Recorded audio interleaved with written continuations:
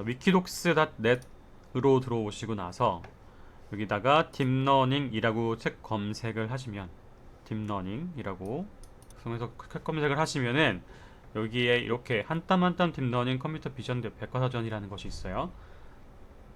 이걸 클릭하시면 저는 여기서 지금 딥러닝과 신경망이라는 부분을 클릭해서 그 밑에 퍼셉트론과 신경망부터 말씀을 드릴 거예요. 그래서 혹시 강의 자료를 따로 같이 보시면서 공부하고 싶으신 분들은 이렇게 진행을 하시면 되고요. 그럼 신경이라는 것은 뉴론이라고 하는 우리 몸에 직접 있는 세포의 이름이고, 그것의 어떤 모습을 모사한 것으로 이제 퍼셉트론이라는 말이 나오게 된 거고, 그 다음에 그 퍼셉트론이 어떤 신경 하나하나를 뭐 이뤘다고 본 다음에 그런 뉴런과 같이 이제 뉴런을 모사해서 퍼셉트론이 나온 다음에 그 퍼셉트론을 막 연결한 것을 그냥 뭐 퍼셉트론 네트워크 이렇게 부르지 않고 그냥 신경망이라고 부르게 됐어요. 왜냐면 이미 퍼셉트론 자체가 뉴런을 모사한 거다라는 개념이 있기 때문에, 그래서 신경망이라는 말로 더 쉽게 우리가 딱 들으면 알 수 있잖아요. 왜냐면 사람 몸에 신경이 있다라는 거는 영어권의 사람도 그렇고 한국 사람들도 다 아니까 너 신경성 뭐 질환이 있어 혹은 너 그렇게 신경 쓰지 마 이런 말 하잖아요 우리가. 물론 그걸 영어로 바꾸면 케어이긴 할 텐데 그 케어 말고 우리는 이제 신경을 쓰다 안 쓰다 이런 말 쓰잖아요. 그것처럼 이 신경이란 말이 우리 익숙하다 보니까 그래서 신경망이란 이름을 그냥 쓰자고 한 거고요. 신경망의 기본적인 스트럭처를 한번 볼게요. 잘 모르겠는 동그라미들이 있고 또 동그라미들이 있고, 그 동그라미가 가다가 끝에 하나가 도달하고요. 선들이 연결되어 있습니다. 그래서 이거를 이미 공부하신 분들과 공부하지 않으신 분들은 이 그림을 봤을 때 느낌이 확 다를 거란 말이에요. 그럼 여기서 빨간색 박스를 친 부분이 신경망의 구성 요소를 말하는 거고 포셉트론이라고 한다라고 말을 적었는데, 이렇게 설명한다고 감이 오나요? 안 옵니다. 전혀 오진 않죠. 요 모양을 그냥 우리가 갖고 있는 신경 모양으로 보면은 이런 모양이에요. 지금 동그라미가 있고 여기서 뭐가 뻗어나가고 있고요. 그다음에 여기 펑션이 이렇게 이쪽이 출력이에요. 어, 이게 우리 몸속에 있는 신경인데 그 신경 중에 이렇게 받아들이는 쪽이 있어요. 덴드라이츠라고 부르는데 뭐 용어 같은 건 막 그렇게 디테일하게 모셔도 되고요. 어, 이 입력으로 막 어떤 정보들이 이 지금 뻗어 나와 있는 가지들로 정보가 들어옵니다. 그럼 이 정보가 들어왔다가 어떤 함수 같은 어떤 기능을 만나서 출력을 전달이 돼요. 무슨 말이냐면 이 정보가 일정 이상 모이면 0.1, 0.2, 0.3 이렇게 차다가 0.5 이상 뭐 이런 식으로 어떤 기준이 있을 때 그 기준을 넘어가면 그 신호가 전달이 돼요. 그런 식으로 우리는 신경 전달이라고 하게 되는 건데요. 그래서 화학 물질이 들어오면은 그걸 전기 신호처럼 전달이 되는 그런 구조로 되어 있어요. 그래서 우리가 생화학 이렇게 부르기도 하고요. 어, 그런 거를 이제 모사를 해보면 방금 어떤 그 가지로부터 정보가 이렇게 들어온다라고 했고 그 정보는 입력일 거고요. 이 입력이라는 건 x0도 있고 뭐 x1, x2, x3도 있는데 여기서 이렇게 어떤 이 선을 지금 거쳐서 들어오죠. 이 선이 그냥 선이 아니고요. 어떤 선은 굉장히 어, 굵고 잘 전달이 되고요. 어떤 선은 얇고 가늘게 들어가고요. 이렇게 돼요. 왜냐하면 요 각각 신호가 어떤 정보로 모일 때 그 중요도가 다르기 때문에 그래요. 예를 들어서 우리 눈 정보는 시각적으로 받아들인 정보는 굉장히 중요하다. 그러면은 뭐 0.5만큼 영향을 미치고, 예를 들어서 우리 입술 정보가 지금은 당장 안 쓰이니까 0.01 정도만 들어간다. 0.01이 곱해져서 들어가고 이런 식으로 지금 당장 중요한 정보의 가중치가 올라가게 되는 그런 형태로 곱해져서 들어가게 돼요. 이쪽 출력에 지금 수식이 적혀서 헷갈리실 수 있는데 이거는 그냥 지금 일단 머릿속에 지우시고 이렇게 전달이 되고 있다. 그래서 입력 이렇게 세 개가 있다. 만약에 이거 입력 1, 입력 2가 있고 바이어스라고 하는 편향이라고 부르죠. 그 편향이 있을 때 어떤 가중치가 각각 곱해져서 더해지게 되는 거예요. 서메이션 되는 거. 그냥 이런 기호 이제 너무 어색해하지 마시고 이런 썸 해서 그 정보를 어떤 함수를 거쳐가지고 간다고 아까 말씀드렸죠. 예를 들면은 0.1, 0.2, 0.3처럼 쭉쭉 누적이 되다가 0.5를 넘으면 출력하세요 라는 식의 아주 간단한 함수가 있을 수도 있는 거예요. 어, 그래서 이 지금 여기 설명되고 있는 이런 함수 이름은 활성 함수인데 방금 제가 일정 수치가 넘어가게 되면 그거가 전달 되도록 만드세요 라고 하는 게 활성이라는 의미고 그 활성 함수를 만약에 단순화해서 본다고 했을 때 입력이 마이너스인 경우 우리가 이제 뭐 마이너스란 말이 익숙하진 않지만 그 신경 쪽에 봤을 때는 그냥 수학적으로 만약에 마이너스 0.1, 0.2 이게 있다고 쳐볼게요. 그럼 마이너스 0.2, 0.1까지는 변화가 없다가 0이 넘는 순간은 출력을 전달하겠다. 이렇게 되면은 이런 식으로 그래프가 그려지게 되겠죠. 자, 여기가 지금 감이 잘 안 오실 수가 있는데 여기가 지금 x인 거죠. 그래서 여기가 지금 마이너스 뭐 1이었다가 마이너스 0.5였다가 쭉쭉쭉 가다가 이렇게 0을 넘어가는 순간 x가 들어왔는데 그 x가 0.5가 됐다가 0이 됐다가 0이 넘는 순간 출력이 1로 딱 나오게 되는 식으로 간다는 거죠. 이게 왜 그냥 바로 1로 가는 거냐면 컴퓨터니까 그래요. 우리가 컴퓨터는 0 또는 1 이렇게 표현을 하니까 그런 식으로 된 거예요. 그래서 여기가 이제 x가 뭐 0.0 0이 쭉 가다가 1 이렇게 있어도 팅 하고 이렇게 출력은 나오게 되는 거니까 그렇게 0과 1을 구분하는 형태로 우리가 이제 컴퓨터는 인식을 하게 되죠. 그래서 이렇게 썸을 댔다가 뒤에 펑션으로 가게 되는데 그럼 이런 거를 회로 쪽에서 이제 먼저 시작을 했었어요. 회로 쪽에서 이제 연산을 한다라는 말을 하게 되는데 이 연산은 뭐 1 더하기 2 이런 거의 연산이라기보다는 어떤 논리에 대한 연산인 거예요. 논리 게이트인데요. 그래서 뭐 AND 연산, 뭐 OR 연산 그런 거 있잖아요. 그게 어떤 의미냐면은 AND 같은 경우에는 하나만 아니어도 하나만 no인 경우 그러니까 하나만 부정적인 게 나와도 부정적이라고 봐야 되고 두 사람 다 동의를 해야만 1이 되는 그런 걸 AND라고 하잖아요. 그래서 예를 들어서 x1이라는 사람이 있고 x2라는 사람이 있을 때 둘 중에 하나라도 거부를 하면 출력은 무조건 0이 되는 거예요. 둘 다 동의를 해야지만이 1이 되는 거죠. 예를 들면 여행을 떠나는 건데 여행을 가려고 하는 한 명이 있고 여행을 안 가려고 하는 한 명이 있으면 그 둘이 같이 여행을 떠날 수는 없는 거니까 그렇게 진행이 되는 거예요. 네, 그 엔드 연산을 하고 싶은데 이거를 만약에 이렇게 뉴런의 모양으로 퍼셉트론이라고 하는 그 모양으로 모사를 한번 해본 거예요. 모델링을 한다라고 하잖아요, 우리가. 그 모델링을 했어요. 그래서 이 사람의 의견이 1.0, 이 사람의 의견이 1.0 들어가고 그 다음에 바이어스, 편향이 마이너스 1.3이 들어가요. 그러면 어떻게 되는 거냐면 더하기라고 아까 그랬잖아요. 그러면 1 더하기 1 빼기 1.3이죠. 지금 갑자기 덧셈이 나와서 헷갈리실 수 있는데 이게 지금 썸이라는 거 있으시면 안 돼요. 그래서 1 더하기 1 더하기 마이너스 1.3이니까 그러면 양수인가요? 음수인가요? 양수죠. 네, 0.7이 나오죠. 그래서 그러면 0.7이니까 아까 이거에 따르면 어디 있죠? 이쪽에 있죠. 그러니까 정답은 1이 되는 거고 둘 중에 하나만 0이라고 해볼게요. 그러면은 여기 1인 한 명이 x1이 1이고 x2가 0인 상태라고 해볼게요. 그럼 여기 이거죠.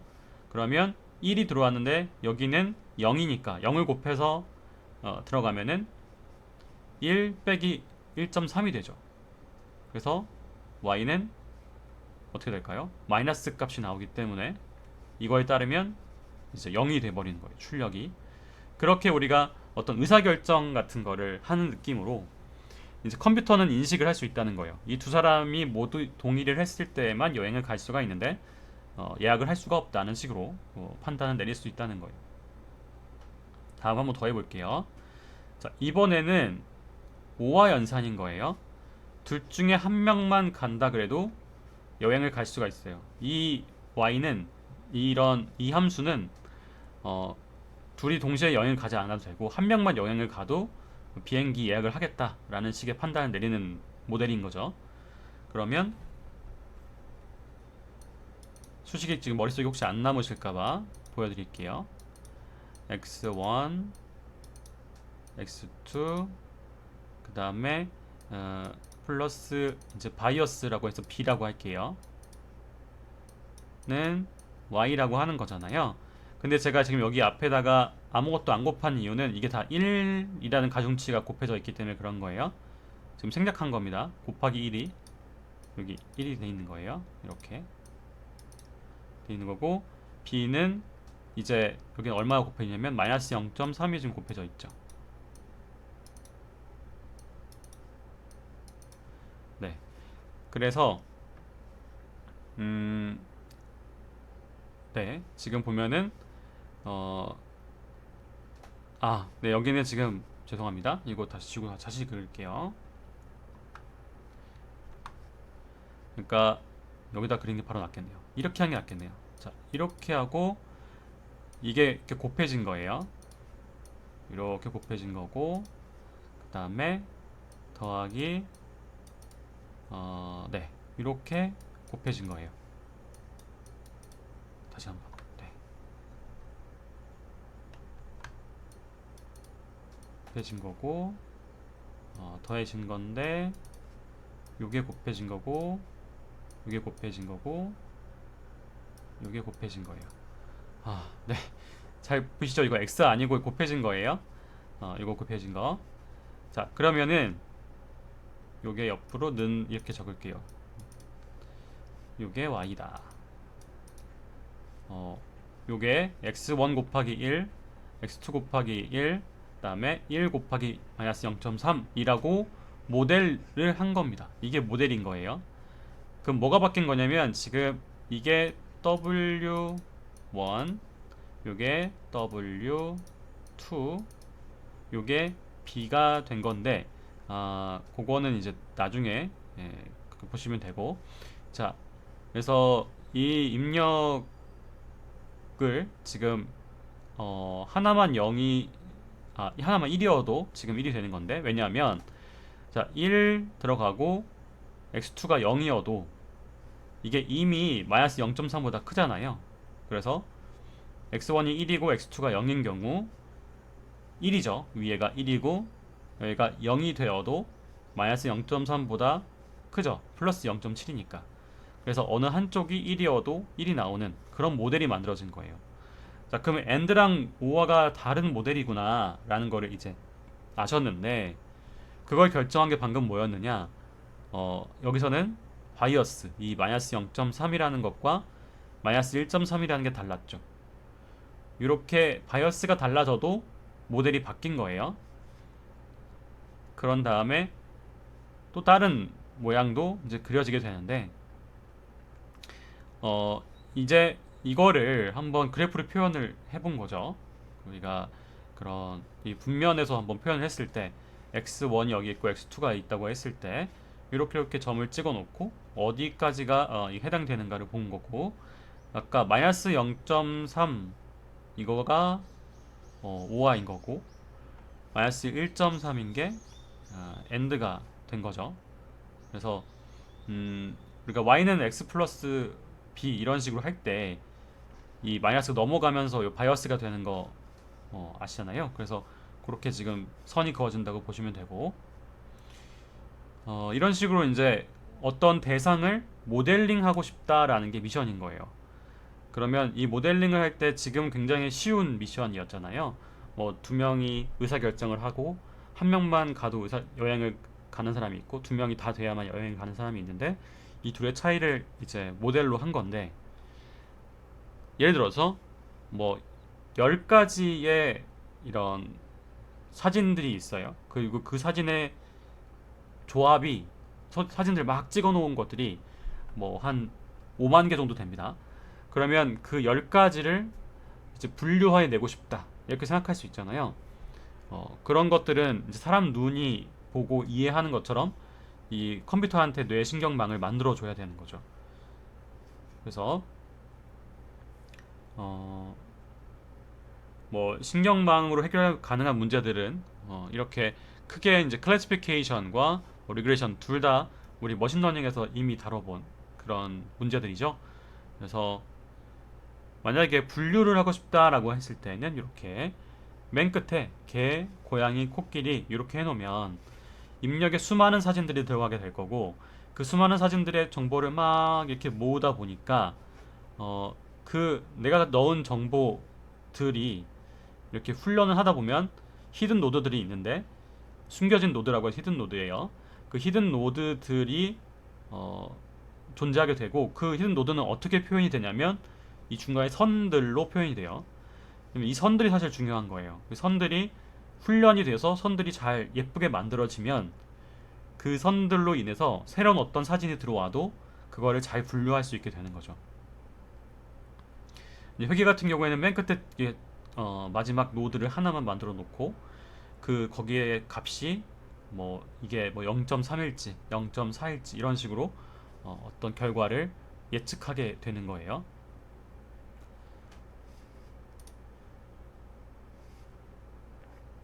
그래서 학습이라는 거를 우리가 하게 될 때 요 W1, W2, W3 이런 식으로 이제 가중치를 훈련을 하게 되는 건데 음, 아까 전에 왜 제가 들어가는 입력과 웨이트가 곱해지는 형태로 표현된다라고 말씀을 드렸죠. 그래서 예를 들어서 입력이 1, 2, 3이라고 해볼게요. x1, x2, x3가 각각 1, 2, 3이라고 하고 그때 가중치를 W1, W2, W3라고 할게요. 그럼 이렇게 곱해져서 다 더해질 거고 그 결과가 이렇게 나오게 되는 거죠. 지금은 결과를 우리가 한번 줘본 거예요. 정답을 줘본 거예요. 20이라고 한번 정답을 줬습니다. 그러면 이때 W1, W2, W3가 결정이 되겠죠. 어, 그때 예를 들면 2, 3, 4라고 했더니 2, 3, 4라고 했더니 어떻게 되나요? 이 앞에 2가 되고요. 3, 2, 6이죠. 그리고 4, 3, 12. 그래서 2, 6, 10이니까 다 더하면 20이 되죠. 그러면 우리가 준 정답과 지금 동일하잖아요. 이러면 이제 오차가 없는 거죠. W1이 2라고 생각했는데 실수로 우리가 1로 이렇게 훈련이 된 거예요. 그러면 오차가 1이 나오게 된 거죠. 정답과. 그러면 그 오차가 어, 이제 틀렸으니까 그 오차를 가지고 이 정보를 가지고 우리가 W가 틀렸는데 이 W를 어떻게 바꿔야 되지? 라는 식으로 역으로 확인을 해 가게 되는 게 이제 훈련 방식이에요. 그래서 이 뉴런넷 신경망을 통해 계산된 예측치 prediction과 라이벌 값 y가 방금 20이었죠. 그것과 에러를 구하게 돼요. 그 에러는 이제 개발자가 선택한 특정 함수를 이용해서 계산된다라고 합니다. 방금은 되게 쉽게 알려드리려고 그냥 20에서 19를 뺀 것만 말씀드렸는데 사실 그렇게만 보지 않겠죠. 뭐 평균을 내서 하기도 하고 아니면 빼서 제곱을 한 다음에 평균하는 거. 왜 우리가 흔히 말하는 민스퀘어드 에러 같은 거 할 수도 있는 거고 아니면 여러 가지 이제 선택지의 문제일 경우에는 이렇게 크로스 엔트로피 에러 이렇게 말하기도 하고요. 아까 회귀 문제에 대해서 나오게 되는 이 에러를 제곱해서 평균하는 민스퀘어드 에러를 쓰기도 하죠. 그리고 컴퓨터 비전의 각 분야에서 사용하는 에러 함수가 고정되어 있는 경우가 많다. 그러니까 처음에는 조금 어려워 보이실지 모르겠지만 한번 익히고 나면은 또 나왔네 하는 부분들이 생기는 거예요.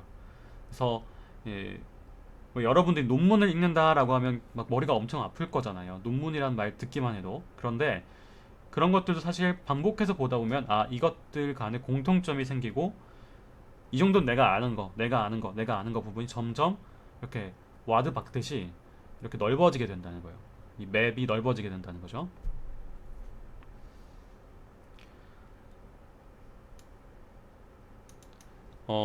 지금 보면은 에러가 여기서 어떤 게 가능한지 지금 얘기를 하고 있는 거예요. 회귀 문제에 사용되고 있는 MSE를 만약에 로스 펑션을 사용하게 되면은 아까 20이라는 거 있었고 우리가 예측했던 그것이 있었죠. 그 우리가 예측했던 뭐 19라고 만약에 한다면 하고 이렇게 제곱을 해서 1이라는 차이가 있다. 뭐 이렇게 표현할 수가 있는 거고 이거를 이제 y 해지라는 거를 조금 어렵게 표현하면은 fx 곱하기 w 이렇게 표현을 하기도 하는 거죠. 방금 제가 말씀드린 요게 지금 바로 지금 이해가 안 되실 수 있어요. fx 곱하기 w라고 말한 거가 이해가 안 되실 수 있는데 괜찮아요. 지금 수식을 이해하시라고 말씀드린 게 아니라 이렇게 표현하기도 한다라는 거 그냥 한번 보고 넘어가는 거예요.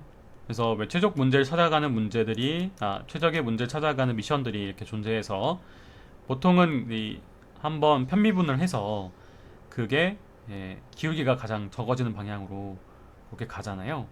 이렇게 이제 가서 맨 밑에 이렇게 가면 제일 좋으니까 그렇게 찾아가는 거고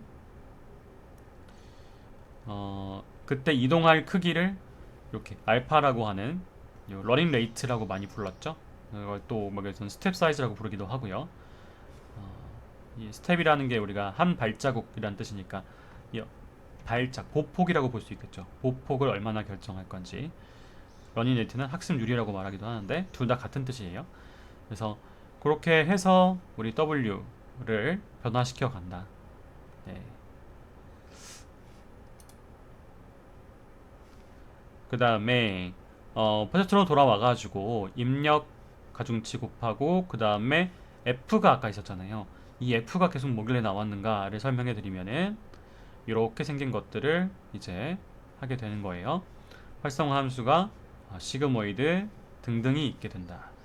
제가 이 로지스틱 리그레이션 부분에서 설명했던 시그모이드 부분이 아마 기억이 나실 텐데 그 시그모이드라고 하는 것 중에서 우리는 로지스틱 시그모이드를 본 거고 이 탄H, 렐루, 뭐 리키릴루 등등으로 다른 레벨업된 것들이 존재하게 됩니다.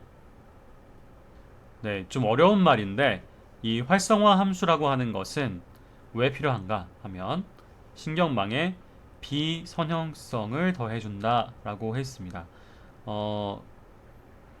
그 딥러닝으로 이제 해결하는 문제들이 단순한 문제가 아니죠. 굉장하게 이제 우리가 예를 들면 눈으로 보고 있는 어떤 화면, 여러분이 지금 모니터를 보고 계시잖아요. 이 모니터에 지금 나와 있는 색깔들과 위치들, 모양들을 우리가 봐도 이게 만약 컴퓨터가 이걸 보고 있다고 치면 너무 많은 정보가 들어가 있잖아요. 그럼 이렇게 복잡한 이 그림들을 서로 같다 틀리다 이런 식으로 이제 판단 내려야 되는데 그것이 어려운 문제란 말이에요. 그래서 이 어려운 문제를 이제 풀기 위해서는 회기선이라는 게 직선으로 만들어지긴 좀 어려울 거고 아무래도 조금 비선형성, 굉장히 해괴한 곡선의 모양을 띄어야만 이걸 해결할 경우가 많이 있다는 거죠. 그래서 만약에 활성화 함수를 사용하지 않고요, 그냥 입력 데이터에다가 곱하기 w를 그냥 다 더하는 방식으로만 하는 곱하고 더하는 방식으로만 하면은 뭔가 복잡하고 유연한 함수가 생기긴 힘들고 그래서 이런 모양을 만들어내려면은 이렇게 어느 순간부터는 아예 0이다. 뭐 어떤 순간은 약간 이렇게 곡선이 되면서 이쪽이 가까워진다라던가 뭐 이런 식의 약간 조건들이 부여가 되면서 특정 정보는 뭐 사라지게 한다거나 혹은 뭐 음수 정보는 약간 조금씩만 쓰이게 한다거나 등등 이렇게 그런 직선의 어떤 분류 방법이 아니라 곡선을 만들기 위한 기법이 들어간 거죠. 이제 에러 함수에서 이제 로스 펑션이란 말을 쓴다 이런 말을 했었는데요. 제가 이제 뭐 에러라는 것과 로스 그 등등에 대한 이런 정의를 쭉 한번 정리해서 초반에 말씀드린 적이 있죠. 그 이유가 바로 이런 거예요. 이제 이런 교재를 한번 만들어 보겠다고 하시는 분들도 이런 용어가 이제 헷갈리시기도 하고 어떤 게 더 일반적이다 더 일반적이지 않다는 식으로 이제 되어 있는 게 이쪽 분야예요. 그래서 정말 대가들도 용어가 명확하게 안 되어 있을 수 있어요. 우리가 배웠던 용어랑 다르게 쓰고 계실 수도 있어요.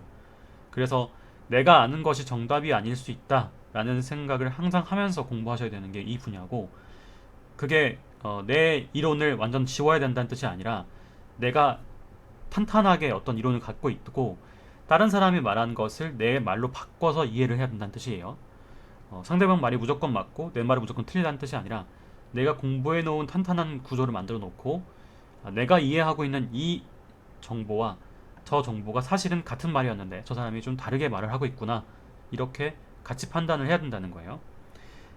제가 전달드린 어떤 이론에서는 매 한순간 한순간의 오차들이 로스라고 말씀을 드렸죠. 그래서 그런 부분들을 조금 나중에 명확하게 정의 내리기 위해서 한번 정리하시는 것도 필요해요. 이제 러스 펑션이란 말이 이제 일반적으로 입에 잘 붙어서 좀 많이 쓰더라고요.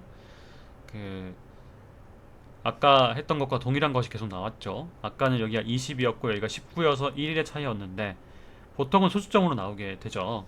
그래서 이 레이블이 0인데 뭐 프레딕션이 0.3이다. 그래서 이거를 빼주면 0에서 0.3을 빼주면 마이너스 0.3이 나오죠. 그래서 0.3의 제곱이 된 거고요. 다음으로는 이 레이블이 0.5인데 프레딕션이 0.7이니까 0.5 마이너스 0.7 마이너스 0.5를 했으니까 죄송합니다. 0.5 마이너스 0.7을 했으니까 마이너스 0.2 그거의 제곱이 된 거고 0.3 마이너스 0.2의 제곱을 하니까 0.1이 된 거고 뭐 이렇게 해서 계산했더니 0.04 어쩌고저쩌고 나왔다는 거죠.